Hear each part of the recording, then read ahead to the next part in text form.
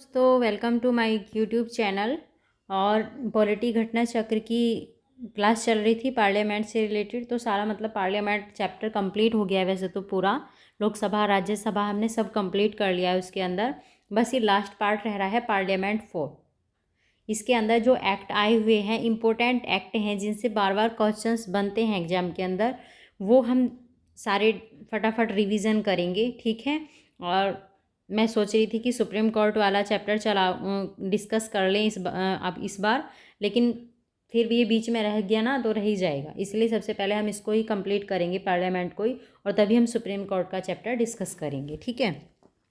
वैसे ज़्यादा सिलेबस नहीं रह रहा है अब आपका पॉलिटी का। जो इम्पोर्टेंट टॉपिक्स थे वे मैंने सारे डिस्कस कर लिए हैं आपके साथ में, लेकिन बहुत जल्द ही आपकी पॉलिटी घटना चक्र कंप्लीट होने वाली है। ओके, चलिए तो शुरू करते हैं आज की क्लास। चैप्टर पार्लियामेंट 4 बस लास्ट रह रहा है ये। कल से तो आपका सुप्रीम कोर्ट स्टार्ट हो जाएगा 100%। Prevention of food adulteration act was introduce इन 1954 में इंट्रोड्यूस हुआ था ये prevention of food adulteration act. इनके सन बहुत इंपॉर्टेंट हैं, सारे याद रख लेना। केम इनटू फोर्स ऑन 15 जून 1955 को ये फोर्स में आया था। इंट्रोड्यूस हुआ था 1954 में, फोर्स में आया था 15 जून 1955 को। All the punishable offences under the Protection of Civil Right Act 1955 are cognizable and triable summarily. The trials of crime under the Protection of Civil Right Act 1955 is done by first class judicial magistrate, and in the case of metropolis it is done by metropolitan magistrate. Judicial magistrate देखता है सबसे पहले इसको, और कौन देखता है? Metropolitan magistrate. Protection of women from domestic violence act, ये था 2005 का act. Was brought into force, कब फोर्स में आया था ये? 26 अक्टूबर 2006 को ये फोर्स में आया था। Criminal tribes act was firstly enacted in 1871, criminal tribes act बना था 1871 में। Schedule caste schedule tribes prevention of atrocities act, ये बना था 1989, is applicable in India since 30 जनवरी 1990, ठीक है। इंडिया में एप्लीकेबल हुआ था 30 जनवरी 1990 से। To implement the objective of schedule caste the schedule tribes prevention of atrocities act 1989, the central government has the power to make law, central government के पास में लॉ बनाने की पावर है इस एक्ट को इम्प्लीमेंट करने के लिए। Section 18 of the Scheduled Caste and the Scheduled Tribes Prevention of Atrocities Act 1989 prohibit anticipatory bail to the accused, ठीक है। इसमें anticipatory bail भी नहीं मिलती है। According to Rule 7 of this Act, an offence committed under this Act shall be investigated by a police officer not below the rank of Deputy Superintendent of Police, ठीक है। Superintendent से नीचे का अधिकारी नहीं होना चाहिए, उसके द्वारा ही इसकी इन्वेस्टिगेशन की जाएगी इस केस की, जो शेड्यूल ट्राइब और शेड्यूल कास्ट से रिलेटेड केस होगा। Under section 14 of this act the state government for the purpose of providing speedy trial is empower to constitute a court of session to be a special court for each district to try the offence under SC and ST act, ठीक है। Hindu marriage act, Hindu succession act and the commission of sati prevention act were enforce इन 1955 में enforce हुआ था ये 1956 में और 1987 के अंदर, ठीक है। Hindu marriage act 1955, Hindu succession act 1956 और the commission of sati prevention ये हुआ था 1987 में। Right of to information came fully into force on 12 October 2005 को। ये एक्ट कौन सा आया था? Right to information act. Right to information is a legal right है ये according to supreme court. It is fundamental right also. Right to information हमारा एक फंडामेंटल राइट भी है। The use of right to information act is obtain information from public authority से इसमें information ली जाती है। Namit Sharma versus union of India case is related with right to information act 2005, ठीक है। केस का नाम भी ध्यान रखना है। द मजदूर Kisan Shakti Sangathan is an Indian political organization best known for its demand for the right to information act. Right to information act 2019 removed the previous provisions the Chief Information Commissioner and Information Commissioner at the central and state level will hold office for a term of 5 years and substituted it by term as may be prescribed by the central government. National green tribunal act बनाया गया था 18 अक्टूबर 2010 को. Under national green tribunal act 2010 the provision of the panchayat extension to schedule areas act 1996 में बना था ये पेसा की फुल फॉर्म है panchayat extension to schedule area. ठीक है, और ये एक्ट बना था 1996 में. It is a law enacted by the government of India for ensuring self governance से रिलेटेड है ये through traditional gram sabha for people living in the schedule area of India. ठीक है, ये तो इसकी समरी थी. अब करेंगे फटाफट इसके क्वेश्चन डिस्कशन. आज इसको कंप्लीट कर लेंगे ताकि हम कल सुप्रीम कोर्ट स्टार्ट कर दें. In which year the prevention of food adulteration act first enacted. कब हुआ था ये? 1954 में. The prevention of food adulteration act 1954 came into effect on 1 June 1955. Second, all offences punishable under the protection of civil right act 1955 are. तो ये cognizable हैं जो भी ऑफेंस होते हैं इसके अंदर, मतलब protection of civil right act जो 1955 है इसके तहत जो भी ऑफेंस जो पनिशेबल ऑफेंस हैं तो वे कैसे हैं? कॉग्निजेबल हैं और समरली ट्राइबल हैं ये. According to section 15 of protection of civil right act 1955 all the offences punishable under the act are cognizable and summarily tribal. Offences are tried under the Protection of Civil Rights Act 1955 by the courts of judicial magistrate first class. The first class judicial magistrate have been empowered to hold special court for the trial of offences under the Protection of Civil Rights Act 1955 in Uttar Pradesh. ठीक है, तो इसकी power किसके पास होती है? Judicial magistrate के पास. In each district, the court of chief judicial magistrate have been designated as a special court for the trial of offence under the act. इस act के अंदर जो भी ऑफेंस होते हैं उनके ट्रायल के लिए जुडिशियल मजिस्ट्रेट जो होता है कि स्पेशल कोर्ट को डिजाइन करता है. कहाँ? डिस्ट्रिक्ट के अंदर. नेक्स्ट है under the protection of civil right act 1955 all offences are. कैसे हैं ये?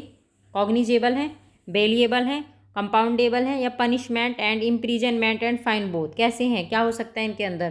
Protection of civil right act 1955 under section 15(1) provides that notwithstanding anything contained in the Code of Criminal Procedure 1973 all offences are punishable under this act shall be cognizable हैं. Section 10(e) of this act empower the state government to impose fine collectively an offender. Fine भी लगता है इसमें, state government को ये भी empower करता है ये act. Apart from it this act provide for imprisonment as well as fine to the offender. Jail भी होगी इसमें, साथ में फाइन भी लगेगा.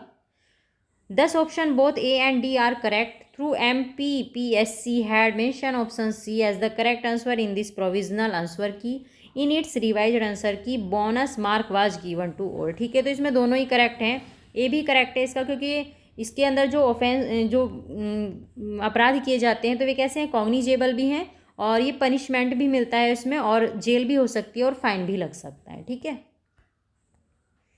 When the court under section 12 of the protection of civil right act 1955 shall presume that the offence is committed on the ground of untouchability. तो इसका answer होगा when it relates member of schedule caste only.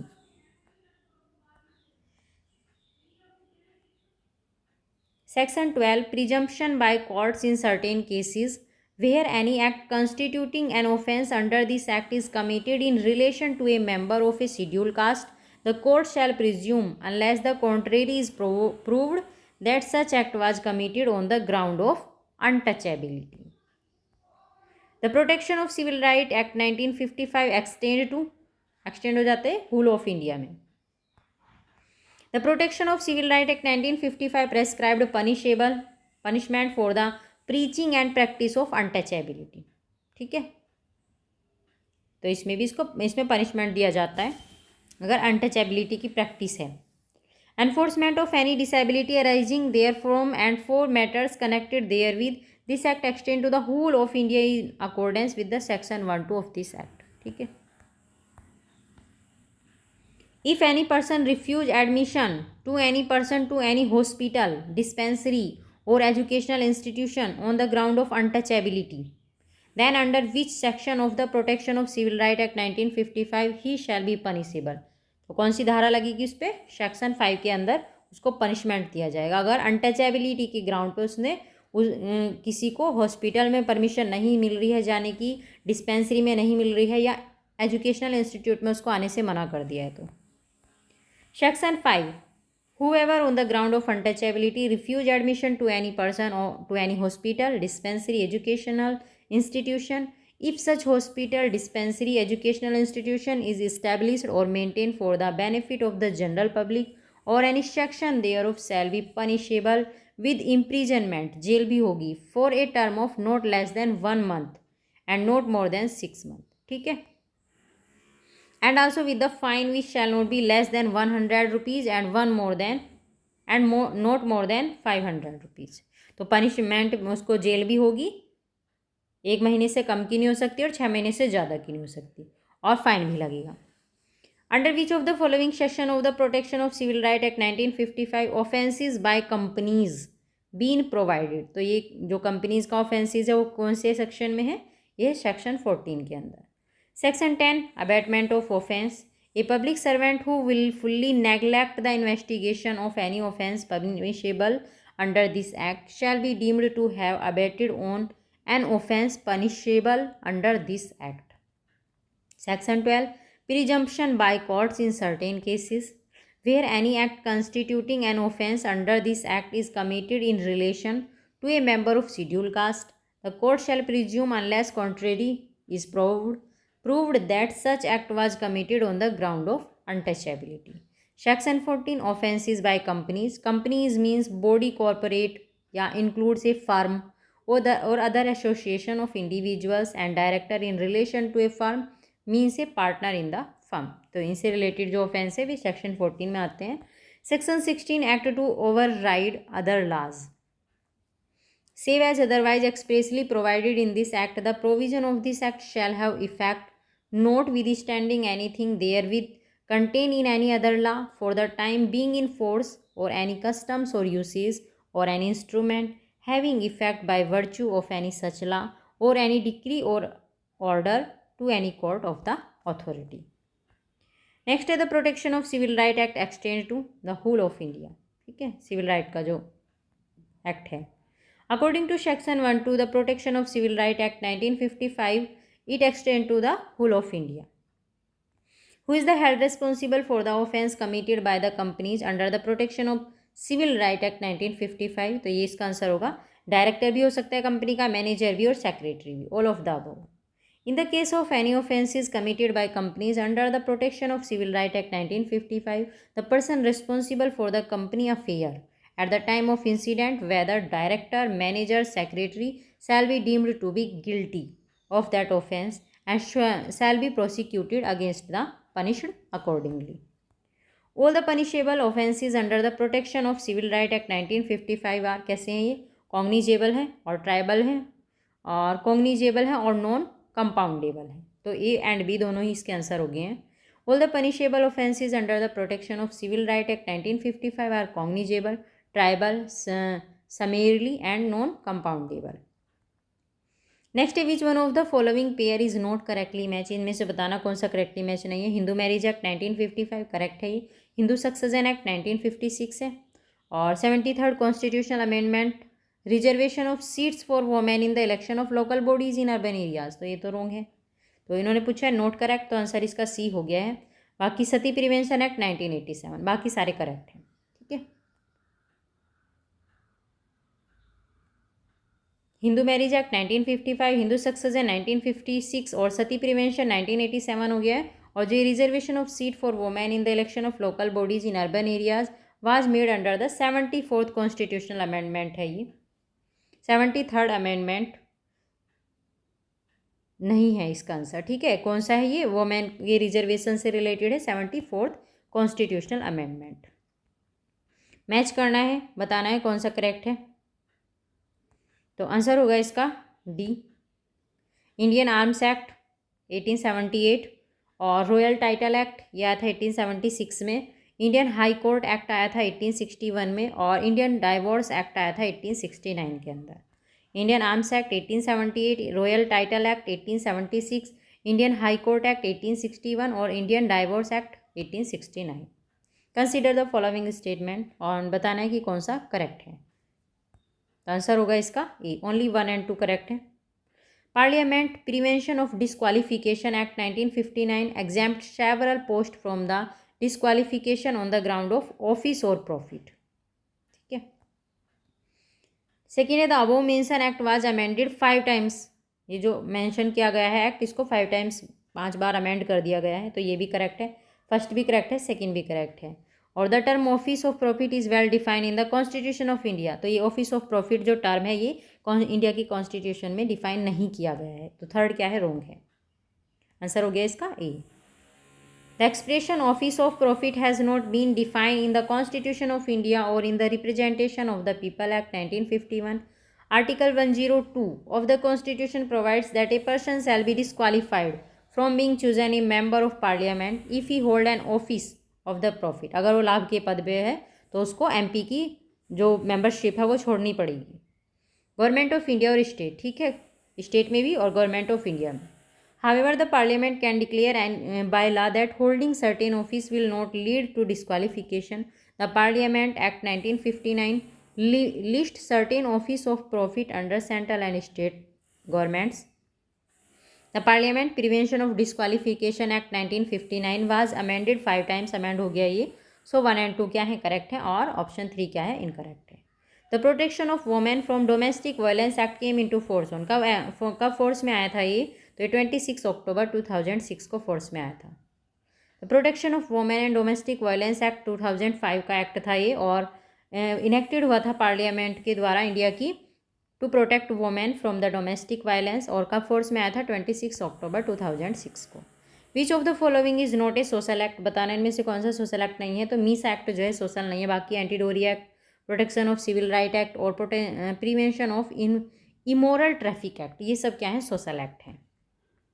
Maintenance of internal security act, MISA की full form है ये, was enacted in 1971 as repeal in 1977। This act was enacted for the maintenance of internal security से रिलेटेड है ये MISA act. This is not a social act, while the other 3 mention act were enacted for the prevention of social evils. ठीक है। With reference to consumers' right and privilege under these provisions of law in India, which of the is following statement is या are correct?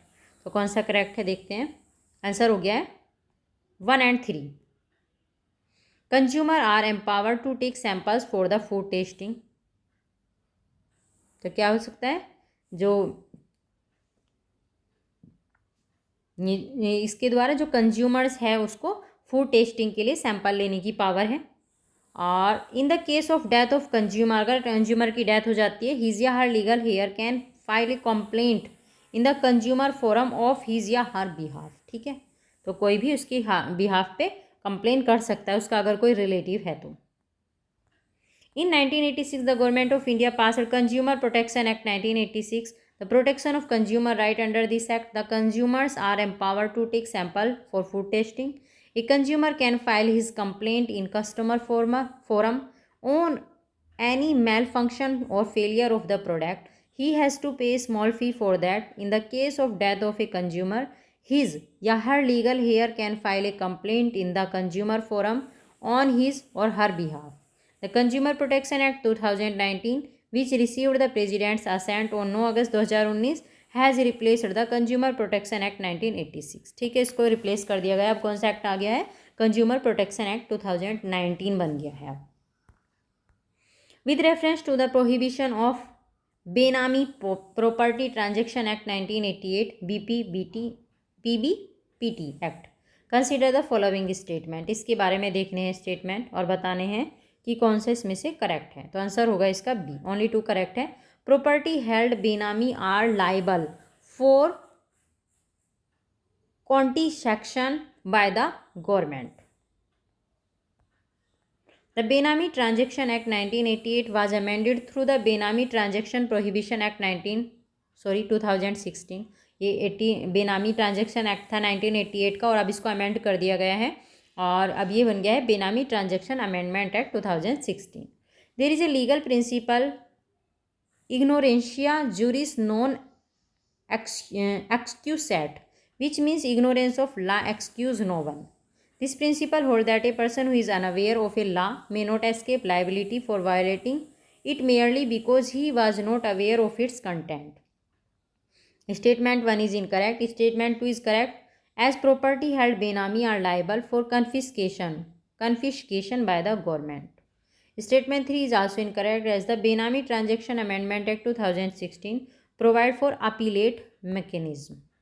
When was the Criminal Tribal Act enacted for the first time? कब आया था ये? 1871 में. In 1871, British government passed an act commonly known as Criminal Tribes Act. It was enacted for the first time in India and was enforced in the northern part of India, which was later extended to the region of Bengal. ठीक है, तो ध्यान रखेंगे कब आया था ये criminal tribes act 1871 के अंदर. The schedule caste and schedule tribe prevention of atrocities act 1989 came into force on, कब फोर्स में आया था ये? 13 जनवरी 1990 को फोर्स में आया था SC/ST act 1989. On 11 September 1989, the President gave his assent to SC and ST Act 1989. This act came into force on 30 January 1990. Most important act है, ठीक है. Under which one of the following section of the Scheduled Caste and Scheduled Tribe Act 1989 is anticipatory bail prohibited? तो कौन सा section है वो? Section 18 है. इसमें एंटीसिपेटरी बेल भी जो है प्रोहिबिटेड है. एंटीसिपेटरी बेल भी नहीं मिल सकती है इसके अंदर. सेक्शन 18 ऑफ SC/ST एक्ट 1989 से section 438 of the Indian penal code not to apply to person committing an offence under the act. Under which act the SC/ST atrocity removal law was implement? कब implement हुआ था ये? Act 1989 के अंदर. Who has या had the power to make rules for carrying out the purposes of the Scheduled Caste and Scheduled Tribes Prevention of Atrocities Act 1989? तो किसके पास है इसकी पावर? सेंट्रल गवर्नमेंट के पास इससे रिलेटेड पावर जो है SC/ST एक्ट 1989 से रिलेटेड. ठीक है. According to section 23(1) of the SC/ST Act 1989, the central government may by notification in official gazette make rules for carrying out the purpose of this act. ठीक है, central government rule बना सकती है. Offence committed by any public servant under section 3 of SC and ST prevention of atrocities act 1989 provide for minimum punishment of. तो minimum कितना punishment मिल सकता है? 1 year, 3 month, 6 month. तो ये है answer 1 year. Whoever being a public servant commit any offence under the section 3 of the SC/ST Prevention of Atrocities Act 1989 shall be punishable with imprisonment for a term which shall not be less than 1 year. 1 साल से कम नहीं होनी चाहिए jail. ठीक है.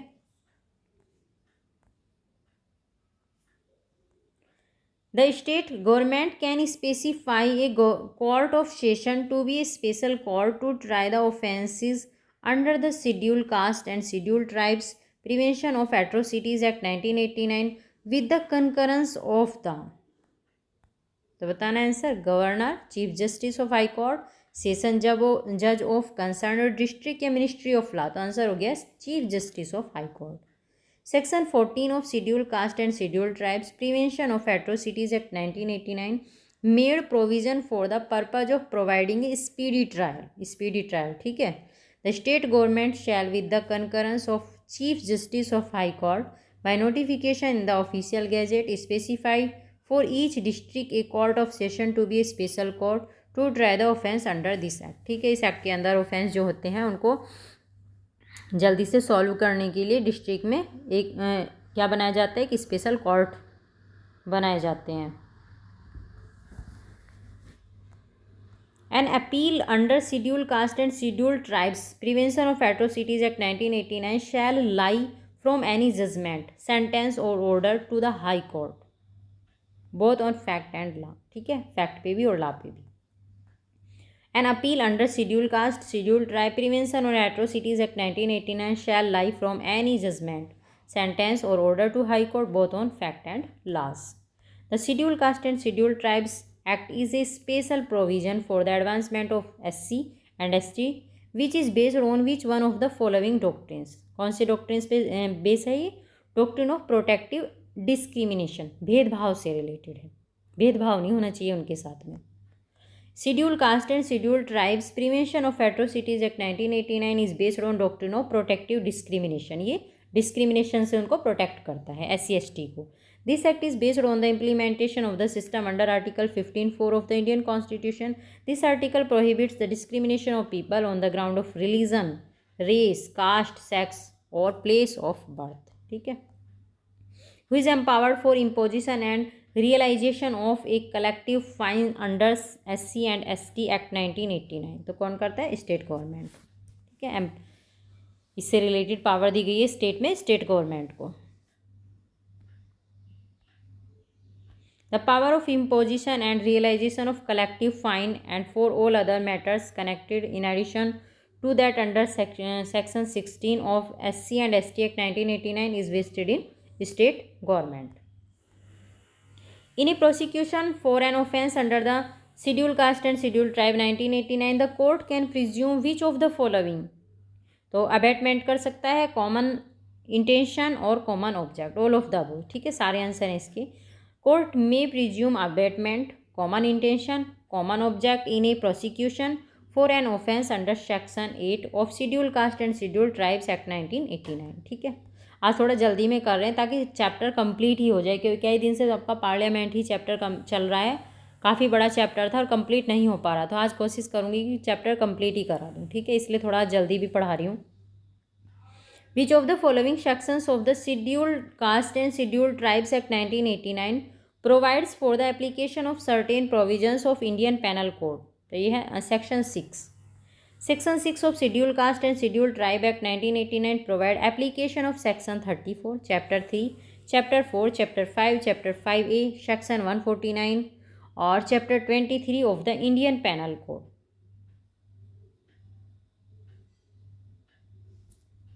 Under the Scheduled Caste and Scheduled Tribes Prevention of Atrocities Act 1989, which of the following is barred? तो ये है एंटीसिपेटरी बेल, मना होगी इसके अंदर है ना, एंटीसिपेटरी बिल नहीं ले सकते हैं.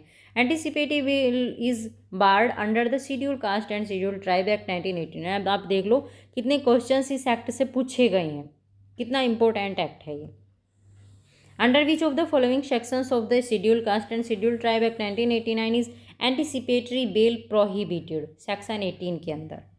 सेक्शन भी ध्यान रखना है. According to Section 18 of Scheduled Caste and Scheduled Tribe Act 1989, nothing in Section 438 anticipatory bail shall apply in relation to any case involving the arrest of any person on an accusation of having committed an offence under this Act. Next, an offence committed under the SC and ST Act 1989 shall be investigated by a police officer note below the rank of. तो उसकी rank किससे नीचे नहीं होनी चाहिए? Deputy superintendent से. Deputy superintendent से rank, इससे नीचे की रैंक नहीं होनी चाहिए उसकी, और वही पुलिस ऑफिसर जो है उसकी इन्वेस्टिगेशन करेगा उस केस की, SC/ST एक्ट से रिलेटेड जो है. Under the rule framed bye the central government in 1995 for the implementation of SC and ST prevention of atrocities act 1989, an offence committed under this act shall be investigated by a police officer not below the rank of deputy superintendent. ठीक है. Which of the following power is not provided to specified special court under SC/ST Act? तो ये हो गया answer. Is not provided, specified not provided पूछा है, तो answer हो गया इसका B. To authorise a person for extra investigation other than police. ठीक है, ये ऑथोराइजेशन नहीं दिया गया किसी पर्सन को कि पुलिस से भी ज़्यादा इन्वेस्टिगेशन, एक्स्ट्रा इन्वेस्टिगेशन करे. बाकी करेक्ट क्या है? Forfeiture of property of a convict for an offence, और to remove a person from the area who is suspected of committing a crime, take measurement and photograph of a person who is suspected of committing a crime. ठीक है। In the given options the power to authorise a person for extra investigation other than police is not provided to specified special court under SC and ST। ठीक है। Which of the following powers a special court can not exercise under the SC and ST act 1989? ये कौन सा है? To impose collective fine.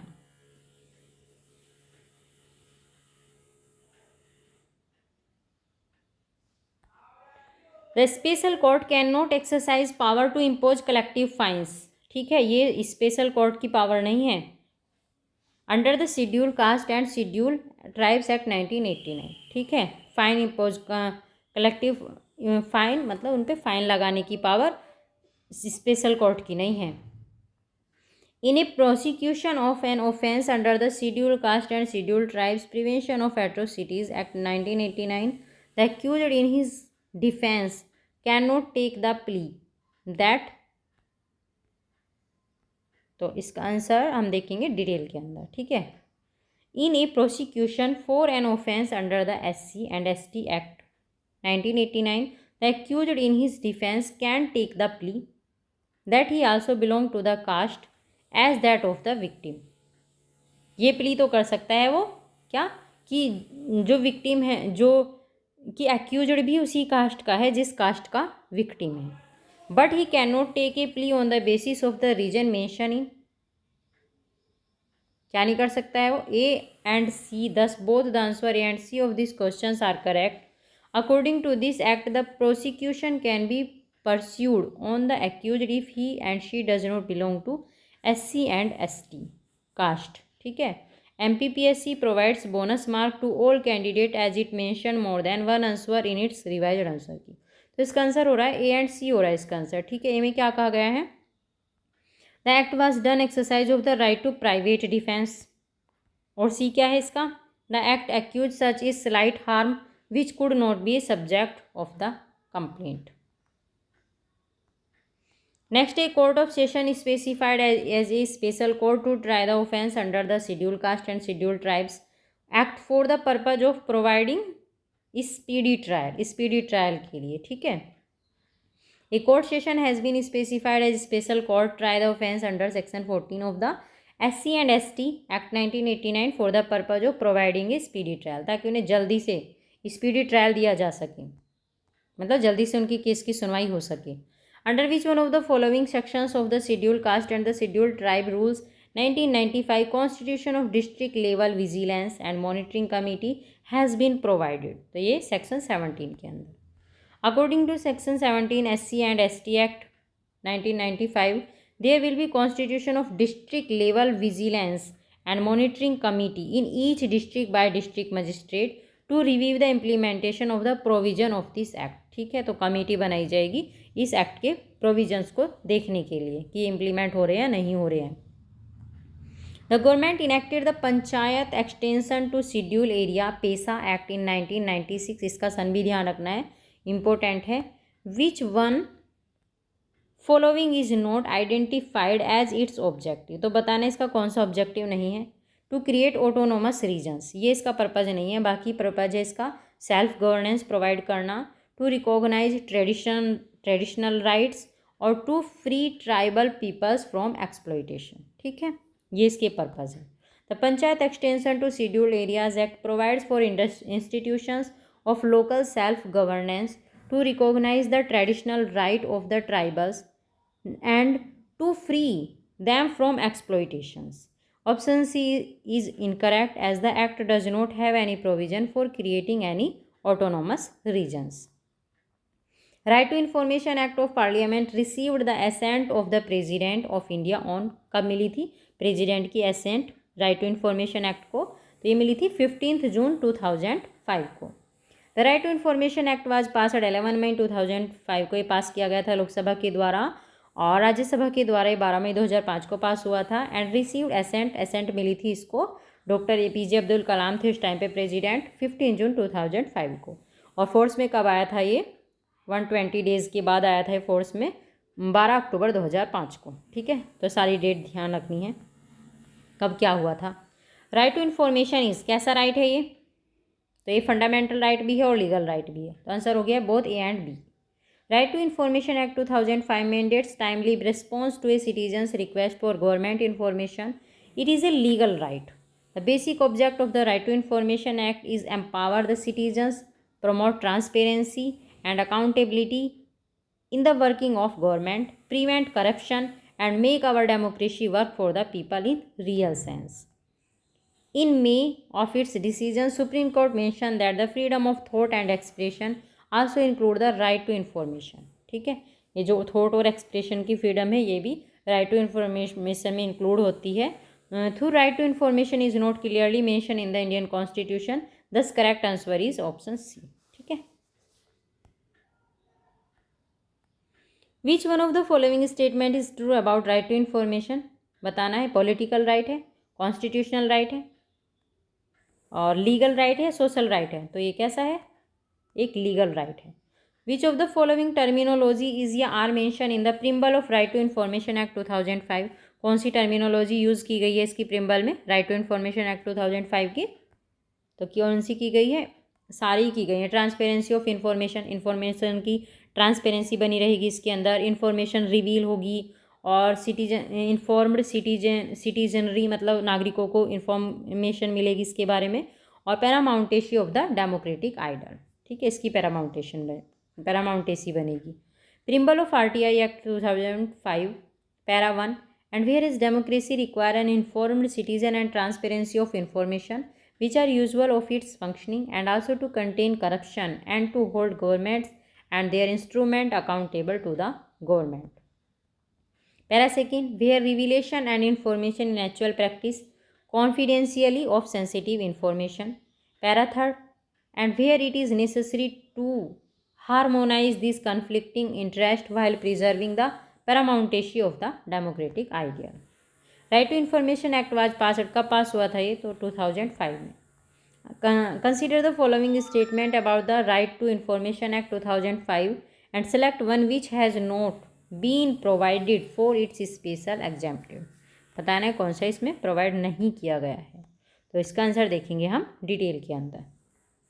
During the time when this was asked, the right to information act 2005 had all the provision except the one provided in option B. Explanation option B is as follows. According to subsection 2 of section 6 of chapter 2 of the Right to Information Act 2005, an appellant requesting information will not be required to give any reason or any other personal details to request information except those required to contact him.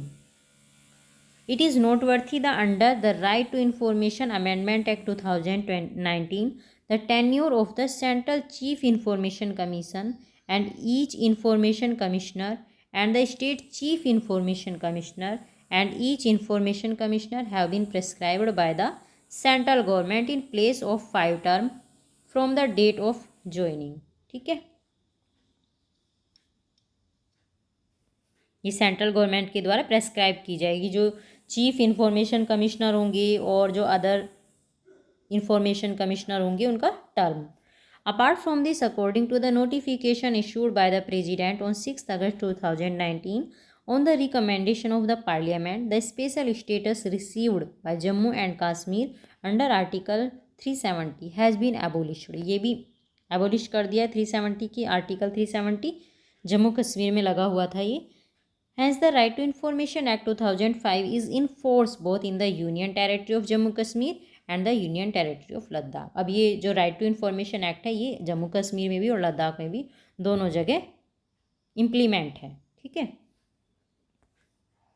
Which of the following is related to right to information act 2005, बताना है कौन सा related है, तो ये है Namit Sharma versus union of India, ये case related है राइट टू इन्फॉर्मेशन से। Namit Sharma versus union of India 2012 case is related to right to information act 2005। Consider the following statement, और बताना है कौन सा करेक्ट है। Right to information act has in general been responsible for increasing the sense of responsibility in bureaucracy, जो bureaucracy है उसको responsible बनाती है ये, है ना। राइट टू इन्फॉर्मेशन मतलब कुछ भी उनके कोई कुछ भी क्वेश्चंस उनसे मतलब कोई भी इंफॉर्मेशन जनता मांग सकती है राइट टू इंफॉर्मेशन एक्ट के अकॉर्डिंग। और it's still has miles to go to create the desire impact. तो आंसर हो गया है इसका B. Both A and R true but R is not the correct explanation of A. Right to Information Act 2005 has in general been responsible for increasing the sense of responsibility in bureaucracy। ठीक है, ये bureaucracy की responsibility को बताती है। और but it still has miles to go to create the desired impact. Thus both A and R individually true but R is not the correct explanation of A. The objective of Right to Information Act is to, तो क्या है ये, secure access to information from public authority. Public authority से information को निकाल सकते हैं right to information act के through. According to section 2 of right to information act 2005, the right to information means access to information controlled by public officials. Under the right to information, records, documents, works can be inspected and the sample of the material can be taken। ठीक है, उनके work को, उनके document है, records है, कुछ उसका उनके काम से रिलेटेड, उसको हम इन्हें क्या कर सकते हैं, इंस्पेक्ट कर सकते हैं। The right to information act was passed on 11 May 2005 को पास हुआ था लोकसभा के द्वारा और 12 मई 2005 को राज्यसभा के द्वारा। कंसिडर द फॉलोइंग स्टेटमेंट, और बताना है कि कौन सा इसमें से करेक्ट है। तो आंसर होगा इसका बी। ओनली 2 करेक्ट है और जो करेक्ट है हम वही देखेंगे। As per RTE act for teaching primary classes a candidate is required to pass a teacher eligibility test conducted in accordance with the national council of teacher education guidelines. ठीक है, इन्होंने कहा है कि RT एक्ट के तहत अगर primary classes की बात है, उसका टीचर इलेक्ट होना है तो उसके अंदर क्या एलिजिबिलिटी होनी चाहिए, उसके अंदर एक टीचर एलिजिबिलिटी जो टेस्ट होता है उसको पास करने की एलिजिबिलिटी होनी चाहिए। ठीक है,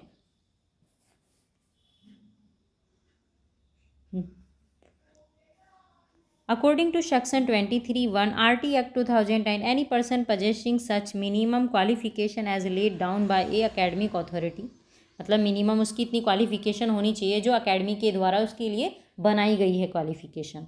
authority by the central government by notification shall be eligible for appointment as a teacher as per RT act for teaching primary classes. A candidate is required to pass a teacher eligibility test, TET बोलते हैं इसको, है ना, conducted in accordance with the national council of teacher education guidelines. ठीक है, minimum जो qualification दी गई है किसी भी पोस्ट के लिए, किसी भी पद के लिए, तो वो उसकी पूरी होनी चाहिए।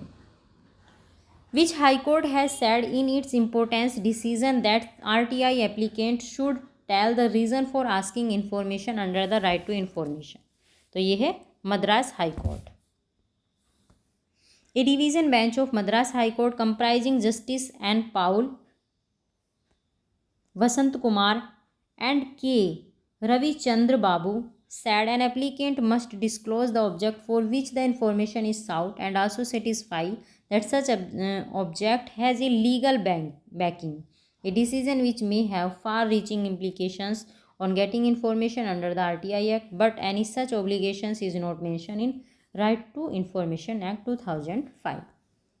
Under the Scheduled Tribes and Other Traditional Forest Dwellers Recognitions of Forest Right Act 2006, who shall be the authority to initiate the process for determining the nature and extent of individual or community forest rights or both। तो किसकी responsibility होती है ये, किसकी authority होती है, ग्राम सभा की।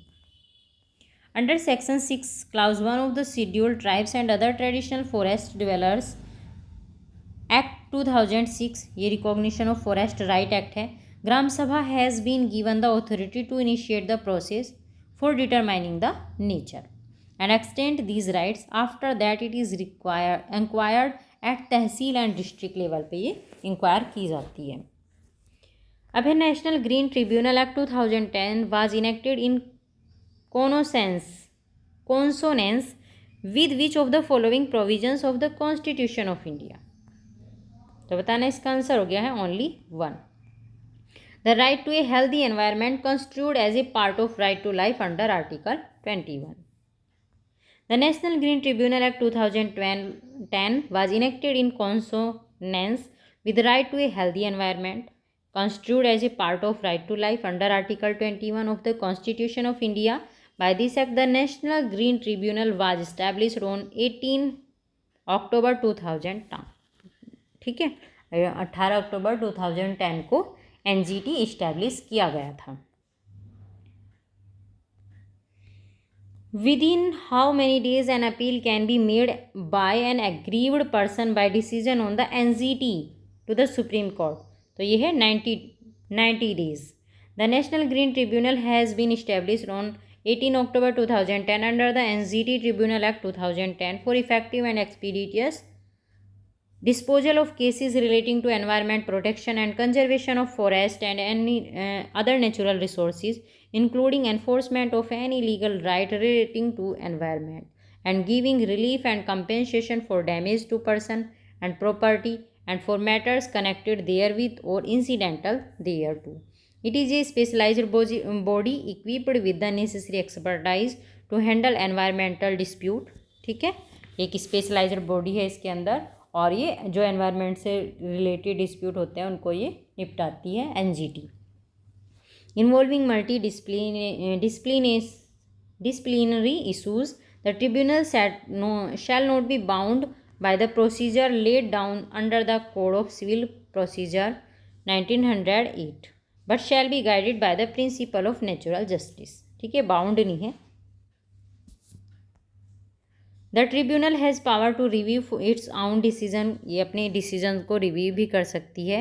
If this fails, the decision can be challenged before the Supreme Court within 90 days. ठीक है, अगर एनजीटी फेल हो जाती है, अगर इसके डिसीजन को चैलेंज किया जाता है एनजीटी के, और तो फिर सुप्रीम कोर्ट के अंदर ये the decision can be challenge. ठीक है, अगर एनजीटी फेल हो जाती है तो जो डिसीजन है वो सुप्रीम कोर्ट के अंदर 90 डेज में चैलेंज किया जाना चाहिए, किया जा सकता है. ठीक है.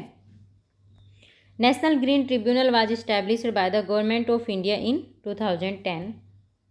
Which one of the following statement with respect to the land acquisition act 1894 is not true? तो यह its purpose was to help the process of land reform in India. इसका पर्पज ये नहीं है कि इंडिया में लैंड रिफॉर्म करना. Land acquisition act 1894 was enacted by British ruler के द्वारा इनेक्ट किया गया था और इफेक्ट में आया था 1 मार्च 1894 को. और इसका पर्पज क्या नहीं था?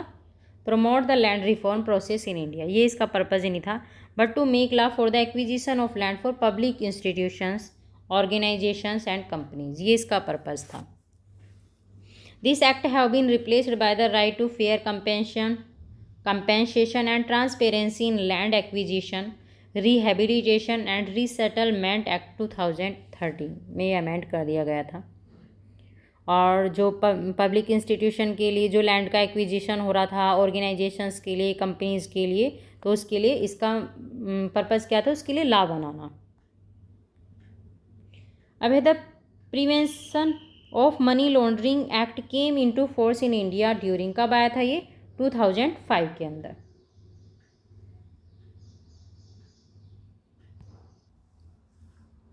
The prevention of money laundering act 2002 was enacted in January 2003. This act came into force on 1 July 2005. कौन सा? Money laundering act. ठीक है. Prevention of money laundering act 2009 came into force on 1 June 2009.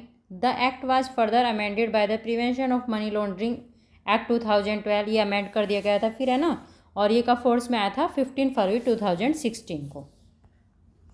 By passing triple talaq law, recently the Parliament of India endorsed which year ruling of the Supreme Court of India that had made triple talaq बिद्दत as unconstitutional. तो ये था 2017 में. The Supreme Court in Saira Bano case 2017 had declared the practice of triple talaq as unconstitutional. ठीक है, ये सायरा बानो का case आया था, तो इसमें इसने ट्रिपल तलाक को अनकॉन्स्टिट्यूशनल बताया है सुप्रीम कोर्ट ने. The triple talaq is considered to be a violation of article 14 the right to equality. Which of the following statement is are correct regarding the maternity benefit act 2017। तो बताना है maternity benefit act 2017 के regarding में देखने statement और बताना है कौन सा करेक्ट है। करेक्ट आंसर बताना है only 3। Women with 2 children get reduced entitlements, बस इसका ये करेक्ट है, बाकी रॉन्ग है। Maternity benefit amendment act 2017, this act extend the period of maternity benefit from 12 weeks to 26 week कर दिया। पहले 12 वीक्स था मैटरनिटी लीव बेनिफिट मिलता था 12 वीक्स के लिए, लेकिन अब कितना कर दिया है 26 वीक पे। Of which not more than 8 weeks can precede the date of the expected delivery. Hence, statement 1 is wrong. This act provided that the maximum period entitled to maternity benefit by women having 2 or more than 2 surviving children shall be 12 weeks, of which not more than 6 weeks shall precede the date of her expected delivery. Hence, statement 3 is corrected. Maternity leave of 12 weeks to be available to mothers adopting a child below the age of 3। ठीक है, एक तो 2 children पे ये facility दी गई है maternity benefit की, और इसको बढ़ा के कितना कर दिया है 26 वीक।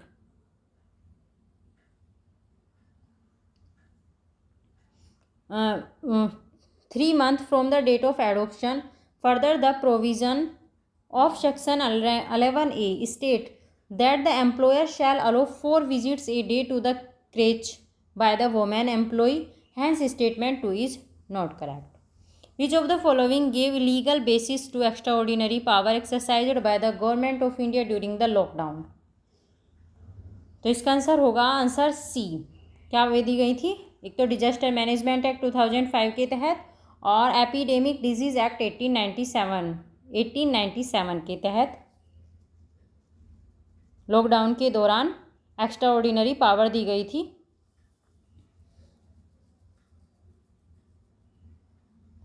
ठीक है, लॉकडाउन के दौरान जो गवर्नमेंट के द्वारा की जो पावर थी, मतलब इन एक्ट के द्वारा वे पावर को एक्सरसाइज किया गया था। कौन कौन से एक्ट लागू हुए थे उस टाइम पे? कोविड-19 के दौरान डिजास्टर मैनेजमेंट एक्ट 2005 और एक एपिडेमिक डिसीज एक्ट हुआ था 1897 का। ठीक है, 123 old law has come to the rescue of the government in its effort to tackle to the कोविड-19 challenge. On March 11, 2020, the central government advised all states and union territories to invoke provision of Section 2 of the Epidemic Disease Act 1897. The decision aimed to ensure that all advisories of the Union Health Minister and state governments on COVID-19 crisis were enforced. Besides this, the government also invoked the Disaster Management Act 2005 to enforce the 21-day nationwide lockdown that started at the midnight on 23rd March 2020. Thus, both acts gave legal basis to extraordinary power exercised by the government of India during lockdown. ठीक है, दोनों act implement हुए थे। विच one of the following is not correctly match? इसमें से बताना कौन सा करेक्टली मैच नहीं है। Prevention of sedition meeting act 1908, तो यही करेक्ट मैच नहीं है, बाकी करेक्ट है। एक्सप्लोसिव सब्सटेंस एक्ट ये 1908 में आया था। Indian criminal law amendment act ये भी 1908 का है। और newspaper incentive to offence act ये भी 1908 का है। और ये जो एक्ट है prevention of sedition meeting act ये था 1907 का। ठीक है, the act of preventing seditious meeting was brought in the year 1907 while the remaining act given in the option is correctly match. ठीक है, चैप्टर कंप्लीट हो गया आपका। पार्लियामेंट से रिलेटेड सारे टॉपिक कंप्लीट हो गए हैं। कल चैप्टर चल जाएगा सुप्रीम कोर्ट का। बहुत बड़ा चैप्टर था पार्लियामेंट, कई क्लासेस लगी हैं पार्लियामेंट को कंप्लीट करने में, लेकिन आज आपका पार्लियामेंट टॉपिक बिल्कुल कंप्लीट हो गया है। और आज मैंने थोड़ा जल्दी भी करवाया है ताकि आपका ये चैप्टर फिर पता चला आज भी बीच में ही रह जाता है। ठीक है, thank you so much watching this videos, और बाकी की क्लास फिर आप कल करेंगे।